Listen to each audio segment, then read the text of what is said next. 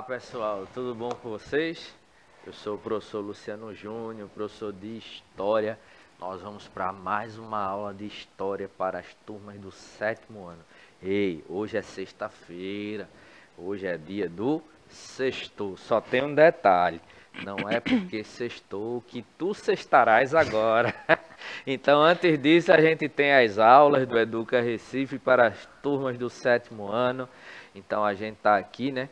Nossa aula é transmitida ao vivo pela TV Nova, então você pode assistir a aula ao vivo de manhã. Mas se você não puder assistir essa aula pela manhã, não se preocupe, a aula vai ser reprisada no turno da tarde. Essa aula também, quando a gente finalizar, ela vai para o canal do YouTube do Educa Recife. E você pode assistir a nossa aula também pelo aplicativo do Educa Recife, que o nosso produtor Juninho já jogou aqui, ó. Juninho é meu xará, Luciano Júnior, Juninho. Então, Juninho na produção e Juninho na transmissão aqui da aula, né? Na aula propriamente dita, né? Então, aponta o celular aí, ó, para o QR Code está aqui no cantinho, ó. Android ou iOS, a depender do seu celular, baixa o aplicativo, aí você tem o seu número de matrícula na escola, sua data de nascimento, bota tudo lá e você pode acessar a nossa aula pelo aplicativo do Educa Recife e o melhor, com a sua internet financiada, você não vai consumir do seu pacote de dados para assistir aqui as nossas aulas. Lembrando também aí, ó, apresentações bem importantes. Nós temos aqui, ó, nossa colega Helena Tchauzinho aí, Helena, nossa intérprete de Libras, que nos ajuda, né, junto com toda a equipe de intérprete de Libras, para que nossas aulas se tornem mais acessíveis para todos e todas. Helena estava um pouquinho afastada aí, eu não queria vir mais para as minhas aulas aqui. Brincadeira, Helena. Ela estava com outras ocupações, acompanhando outros professores e professoras. E na manhã de hoje a gente tem uma participação especial aqui, mais do que ilustre, nossa colega queridíssima aqui, a sapiência em pessoa, professora Carla. E aí, Carlinha, beleza? E aí, Lu, tudo bom? Que bom estar aqui com vocês, meu 7º ano. Olha, já estive com o 6º, daqui a pouco estou com o 8º. Que bom estar aqui com vocês hoje, professor Luciano, que vai ser uma aula massa, que eu tenho certeza disso. Vamos embora, qualquer coisa fala comigo aqui, tá? Então, vamos para a nossa aula. Para começar, aí, ó, dedinho para cima, vamos revisar o que a gente viu na aula passada aí, ó. Então, você não assistiu a aula passada, lembrando, né, você pode, se não assistiu, pode pegar lá no repositório do aplicativo da Educa Recife, ou você pode pegar também lá no canal do YouTube e assistir a aula passada, porque na aula passada o que é que a gente abordou? Na aula passada, eita, aqui tá passando não, produção socorre. Aí, vamos lá, vamos ver se ajuda aí. Isso. Pronto, agora resolvido, né? Tá vendo? O pessoal da produção é fera. Então a gente discutiu sobre as principais características do Renascimento Cultural. Renascimento Cultural foi um movimento artístico, né, que começou lá na Europa, a partir da cidade de Florença, na Itália, a gente vai falar disso também, e que tinha, né, por principal característica ali um retorno, né, uma retomada da cultura, né, clássica, na chamada cultura greco-romana. Então, nesse sentido, a gente vai ter um movimento aí artístico e cultural que foi responsável pela introdução de uma questão muito importante, foi a chamada cultura laica, né, cultura não religiosa. A gente viu isso na aula passada, a gente viu aí algumas características principais do Renascimento, né, o naturalismo, o hedonismo. Vamos revisar isso aqui, certo? Naturalismo no sentido, né, de que a natureza ela era uma fonte de inspiração para os artistas, né, renascentistas. Então, quando o camarada ele ia fazer ali as obras, pintar ali, esculpir, eles observavam ali a natureza e nesse sentido, né, eles tiravam a sua inspiração da natureza para realização de suas obras, né? O hedonismo, né, ele na realidade, quando a gente fala em renascimento, a gente tem que entender que as características, né, do período renascentista, do movimento renascentista, elas eram características que faziam oposição ao chamado pensamento, né, medieval, né? Pensamento medieval, que era mais ou menos o contrário do que a gente tem aqui, né? Se para os renascentistas, por exemplo, a natureza era a fonte de inspiração, era o fonte do belo, né? Local onde o homem e a mulher estão inseridos. Durante a Idade Média, a natureza era considerada algo meio que pecaminoso, né? Então ela era deixada um pouco de lado, né? Porque existia essa ideia da natureza, né, como uma fonte de pecado. E exatamente, né, no pensamento medieval a gente tem uma filosofia aí meio que ascética, explico. O ascetismo ele está associado à questão da fuga dos prazeres, né? No pensamento renascentista é exatamente o contrário, né? O hedonismo, né, que é você buscar também, né, usufruir dos prazeres que a vida terrena, né, e a relação com a natureza ela oferece, né? Então os pensadores renascentistas não tinham problema, né, em se entregarem aos prazeres que a natureza ela pode oferecer, né? E se durante a Idade Média tudo era analisado, baseado com base num pensamento teocêntrico, né, religioso, né?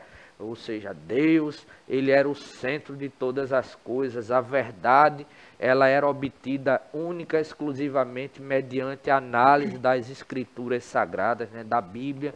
Aqui não, os pensadores renascentistas, eles vão desenvolver uma técnica de investigação que ela parte do real para chegar à formulação das teorias. Eu até citei na aula passada, né, o exemplo da chuva. Então, se você perguntasse durante a Idade Média, né, por que chove? O camarada ia dizer, porque Deus mandou a chuva. Mas aqui, se você pergunta por que chove, o camarada ia pegar, Carlinhos, ia dizer, ó, ele ia começar a observar a natureza, ia ficar de butuca ali ligado, ia dizer, eita, eu boto essa água aqui no sol, aí com o tempo seca, porque o sol, né, ele vai aquecer ali, evapora, e ele começava a observar aquilo ali, e no final, depois de muita observação, é que ele formulava a teoria, né? Então parte dessa ideia do empírico, né, do real para chegar à teoria, e isso vai contribuir, né, para o avanço da ciência, né? E a ciência ela desempenha um papel muito importante na sociedade de hoje, né, Carla? Empírico, esse empirismo, né? Aqueles conhecimentos que a gente estuda, né? O senso comum, o senso crítico, né? O conhecimento filosófico. Então, cada um tem um método, tem uma forma de ver aquele fato, e isso é muito importante, porque a ciência vai contribuir. A gente viu na aula com a professora Carol, que a ciência ela contribui não para os cientistas, mas sim para a humanidade, A sociedade, né? Para exatamente. a sociedade. E nesse sentido, né, todo mundo já passou por uma situação em casa, onde você comeu alguma coisa que não fez tão bem e você teve aquele momento, né, de rei, certo? Você passou aquele período ali no trono e para você resolver o problema do desarranjo intestinal, aí vinha, né, mainha, painho, voinha, voinho, vovô, vovó, e dizia, meu filho, tome esse chazinho aqui, ó, chazinho de boldo, né, um chazinho de alguma outra coisa lá, e você tomava para poder ir normalizando a situação, certo? Do seu estômago, né, do seu intestino, e abandonar ali o trono, né? Então, nesse sentido, né, como é que esse pessoal descobriu essas coisas? Como é que alguém descobriu, por exemplo, né, que um chá de boldo, ele serve para ajudar, né, nas questões, né, digestivas, né, as questões estomacais. Ou seja, com base na observação, né? Com base na tentativa ali, né? Você vai pegando o que você tem, vai testando e você termina descobrindo uma função de uma determinada planta, de uma determinada fruta, né? De uma determinada flor, né? Para uma determinada situação, né? Que afeta ali a sua saúde, Parte da né? observação, né, professor? Começa pela observação, se percebe algo e aí começa as intervenções, os experimentos, né, para Exatamente. chegar numa justificativa, não é? Olhou, viu e é. Isso. Tem um processo. Exatamente. E é esse processo, né, do experimentalismo, né? Você vai testando, você vai observando e testando ali, certo? Tentativa, né? Erro, acerto, até que você consegue formular, né, uma teoria. E nesse sentido, né, é que o Renascimento ele vai implicar aí nesse avanço, né, da cultura não religiosa, introduzindo um pensamento mais científico, né? E a inspiração desse pessoal era o mundo greco-romano, né? Ou seja, a inspiração na cultura chamada de clássica, né? A gente até discutiu na nossa primeira aula sobre o Renascimento a ideia, né, do clássico, né, fazendo aí um contraponto entre o clássico, o popular. Então vocês podem resgatar as nossas aulas anteriores, vocês vão ver isso daí. A gente falou, né, sobre o local de origem do Renascimento cultural, né? A gente viu que inicialmente vai ser um movimento que vai abraçar, né, e abarcar ali homens ricos, né, homens considerados cultos, né, e urbanos, o pessoal ligado à burguesia, né, porque, vejam, durante a Idade Média você tinha, né, uma sociedade estamental, ou seja, a sua posição social era definida pelo nascimento. Então, imaginar, a Carlinha, ela nasceu em uma família nobre, então ela não teria, né, em momento nenhum da sua vida, ela seria rebaixada a uma, entre aspas aí, né, rebaixar em uma classe, né, considerada menos favorecida. Ela iria morrer nobre, né? Mas eu nasci ali entre os camponeses, então dificilmente eu chegaria a uma condição de nobre, né? Então era uma sociedade estamental. O nascimento definia o que você ia ser durante Não tinha toda a sua possibilidade vida. de transformação, né? De Exatamente, não buscar o existe melhor. isso. Essa ideia, né, que se fala hoje, meritocracia, né? Você batalhando ali, você vai atingindo, né, a melhoria. Isso não existia, certo? Era tudo definido pelo nascimento. Então, como é que a burguesia, por exemplo, que não tinha o status de nobreza, ela iria fazer para se destacar? Eles começaram a investir em cultura e na arte. Então, a arte, ela virou uma forma de mostrar, certo, que você tinha um padrão de cultura um pouco mais elevado, né? Então, ganhar status por meio da questão da arte. Então, eles começaram a investir em artistas, né? Financiar artistas, né? Então, esse financiamento, né, de um comerciante, né, e às vezes a gente vai ter um período onde a própria igreja, né, ela vai financiar artistas, né? Esse financiamento dos artistas, ele recebeu o nome de mecenato, certo? Então, mecenas era o patrocinador do artista. Então, a Itália, né, vai ser o berço do Renascimento, principalmente a partir da cidade de Florença, né, porque eram as cidades, né, que tinham um maior desenvolvimento comercial, principalmente a partir do comércio, né, que saía pelas cidades de Gênova e Veneza. Então, o pessoal ia para o Oriente e quando voltava cheio de obras, né, de lá do Oriente. E essas obras elas foram depositadas, em sua maioria, na região de Florença, na Itália. Então, nesse sentido, né, o contato com os árabes e bizantinos, né, fez com que eles pudessem retomar as chamadas obras clássicas que foram perdidas durante a Idade Média. E não somente, né, o fato, né, não somente o fato do contato, mas a Itália, ela era o berço, né, era a herdeira natural do antigo Império Romano. Na realidade, o Império Romano ele surge a partir da cidade de Roma, que é a atual capital, né, da Itália, né? Então, nesse sentido, começam a surgir, como eu já falei, os mecenas, né, aquele pessoal que vai começar a financiar os artistas. Então, as cidades prósperas, né, do norte da Itália, né, elas são consideradas aí o berço, né, do Renascimento, e os homens ricos dessas cidades procuravam construir novas imagens, né? Oh, eu sou um camarada culto, né? Eu sou um camarada importante também.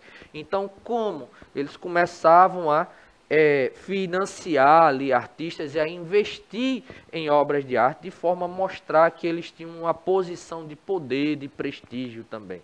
Aí aqui, ó, cidade de Florença, né? Na Itália, região de Florença, e aqui a gente tem, ó, a imagem da cidade de Florença atual, né? Aí, ó, outras imagens, né, de Florença, vejam, a cidade muito bonita, né? Aqui já uma obra do período renascentista, né, que é o Davi, certo? A estátua de Davi. Então, esse desenvolvimento urbano, né, e econômico dessas cidades favoreceram, né, o desenvolvimento do Renascimento ali naquela região. Aí vejam, vamos falar agora um pouco, né, sobre as fases do Renascimento, né? Então, os burgueses, né, eles começaram patrocinando artistas, né, cientistas e letrados e pagavam para que pintasse quadros nos quais eram retratados sozinhos, em primeiro plano ou em meio a personagens bíblicos.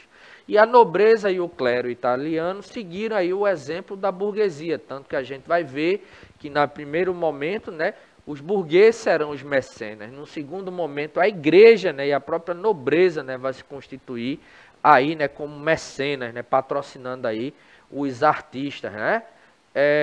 Então, a primeira fase, né, que é a fase do século XIV, é chamada de Trecento, né?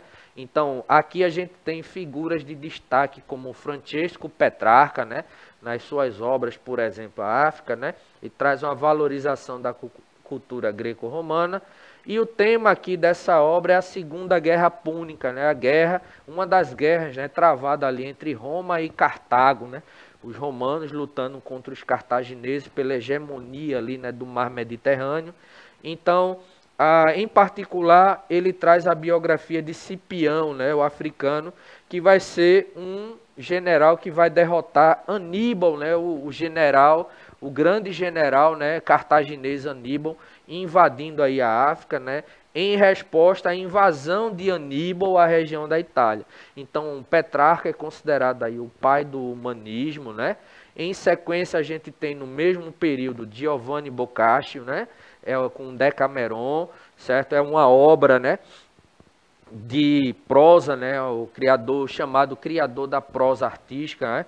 Então o conto, o Decameron, ele é narrado por 10 jovens que fugiam de Florença para fugir da peste negra, né, um surto, né, na verdade uma epidemia, né, que se tornou, se a gente levar em consideração o mundo conhecido da época, né, e a Europa, a Ásia, né, e a África, se tornou uma epidemia que evoluiu para um contexto de pandemia e foi responsável por uma grande quantidade de mortes, né, na região da Itália. Cidades na verdade, países na Itália chegaram a perder metade da sua população com a peste negra, né, que foi um surto de peste bubônica.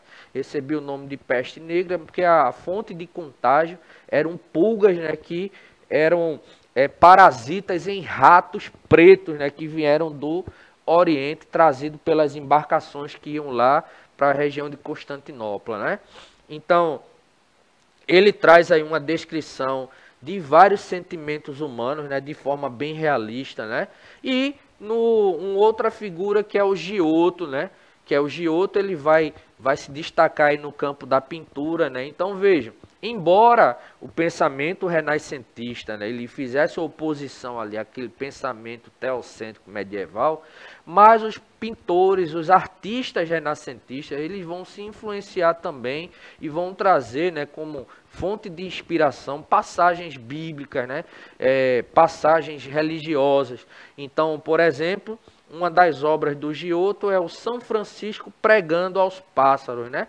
Então ele traz aí, ó, só que tem um detalhe, ele desloca a questão, né, do religioso ali, né, centrado em Deus, para a figura do ser humano, né? Então eles vão contribuir aí com essa ideia, né, humanística, né? Então aqui, ó, aqui a gente tem algumas obras do Giotto, né? Então o lamento aí, ó, ante o Cristo, né, crucificado aqui, ó. E aqui, ó, o pessoal lamentando a morte de Cristo, né? Então observem que a gente tem figuras religiosas, mas o foco, né, dessas pinturas é o ser humano, né?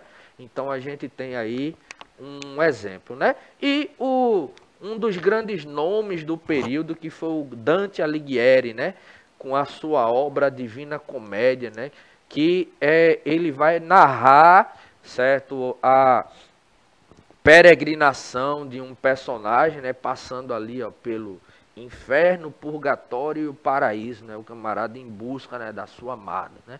E guiado, inclusive, por um poeta, né? Um poeta do mundo, né, greco-romano. Então, nesse sentido, ela descreve, ó, a viagem imaginária de Dante, né, pelo reino dos mortos, né, passando ali, ó, inferno, purgatório e paraíso, né? Então, mas é uma obra antiga, né, uma obra, certo, medieval, no sentido, né, de descrever esse relato aí inspirado, né, em questões religiosas, mas é um poema, né, moderno, né, escrito em toscano e não em latim, e os personagens possuem características singulares e reais, né, altos, baixos, gordos, magros, né, por exemplo, trazendo um retrato aí, né, do ser humano, né, em suas características. O segundo período é o período do século XV, é o 400, né? É o período, né, que marca o auge, o apogeu, né, do Renascimento, né? Então, centrado aí a partir da cidade de Florença, né, governada pelos Médici. Os Médici, né, uma família muito importante à época, que vai se tornar uma família de mecenas, né? Então, ele vem aí como o principal polo cultural do Renascimento, né, a partir da cidade de Florença. Então a gente tem, né, um ambiente muito turbulento, conspirações, golpes políticos, tudo.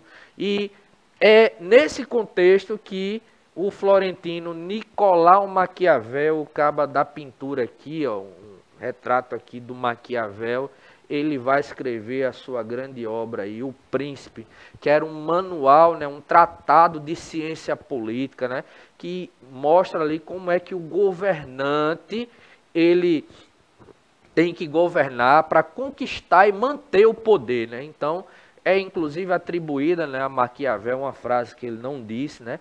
A ideia de que o governante, no sentido de se manter no poder, ele deve usar de todas as formas que ele puder. Daí a ideia de que os fins, eles justificam os meios, né? Essa frase atribuída a ele, mas que ele não disse, né? Então, é uma frase a partir da análise da obra, né, de Maquiavel. O Sandro Botticelli também, né, que é um pintor, certo, que vai trazer como uma das principais obras aí o Nascimento da Vênus, né? Então, mostrando aí um misto, né, do mundo grego, né, com o mundo cristão. Aqui, ó, obra do Botticelli, né?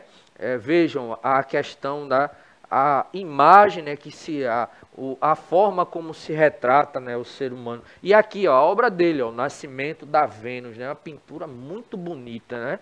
Então, e inclusive a Vênus aqui, ó, no meio, ela traz aí, ó, a questão do nu e uma representação do que era o padrão de beleza, né, da época, né? A mulher aqui, ó, representando um padrão de beleza, né, da época, né? Mas aí, ó, a gente tem, não podemos deixar de falar dele, talvez o grande e o maior nome, né, do Renascimento, que é o Leonardo da Vinci. Da Vinci, ele contribuiu para diversas áreas do conhecimento, viu? Mas ele teve estudo no campo da anatomia, da química, da engenharia física, da arquitetura, né? E ele traz como uma das suas principais obras La Gioconda, né, que a gente conhece como a Mona Lisa, né? Todo mundo já deve ter visto aí uma imagem da Mona Lisa, né? E há Última Ceia, que é uma pintura, inclusive retratada, né, em uma obra, né, do Dan Brown, né, chamada de O Código da Vinci, né, que virou filme, né? Filme bem interessante, né, professor? Assistiu? Assisti, sim. Muito bom. Então, ó, aqui, ó, obras do Leonardo, né? A Anunciação, aqui, ó, o anjo Gabriel trazendo para a Virgem Maria, certo? A notícia de que ela iria gerar, né, o Cristo, né? Iria gerar um menino, né? Há outras obras aqui, ó. Era muito comum a gente ter aí, ó, durante o período renascentista, as imagens das chamadas Madonas, né? Que era uma representação da mulher com um bebê, certo? Com um menino. E às vezes essa Madonna era uma representação da Virgem Maria segurando o menino Jesus. Então aqui, ó, a Virgem e o menino, a Madonna de Deifusi, né? A Madonna e o menino. Então observe, né? Outra coisa aqui, ó, o batismo de Jesus Cristo. Aí veja, Leonardo se destacou na questão da anatomia, ó, com desenhos de cavalos, né, de partes, né, do corpo humano, né? E aqui, ó, a grande obra dele, né, a La Gioconda, né, a Mona Lisa, que intriga todo mundo até hoje com esse sorrisinho aqui. E aí, o sorrisinho dela é um sorriso de humor ou de sarcasmo, né? É Professor, complicado, linguisticamente, né? Isso dá uma aula completa. Exatamente. Inclusive, há quem diga, né, que se a gente tapa parte do rosto da Mona Lisa, a gente tem aí, ó, um sorrisinho, né, de sarcasmo. Se a gente tapa outra parte, ela tem um rosto um pouco mais triste, né? Vocês podem fazer esse exercício depois. E aqui a imagem do Leonardo, aqui, ó, Leonardo aqui, ó, pintando, né, a Mona Lisa, né? E aqui, ó, outras imagens, e com essas imagens a gente vai encerrar a nossa aula. Vejam, ó, ele projetou uma máquina de voar, certo? Aqui, ó, o homem vitruviano, né? Ou o homem de Vitrúvio, né? Que é uma grande obra dele também. Também está lá no filme lá do Código da Vinci, né? No livro do Dan Brown, tratados de anatomia. Então, o Leonardo, ele é aquilo, né, que durante o período renascentista poderia ser considerado como um modelo de homem moderno, né? O grande artista, né, desse período. Então, vejam, na próxima aula a gente finaliza essa parte do Renascimento, trazendo as repercussões desse movimento para o campo da ciência, ok?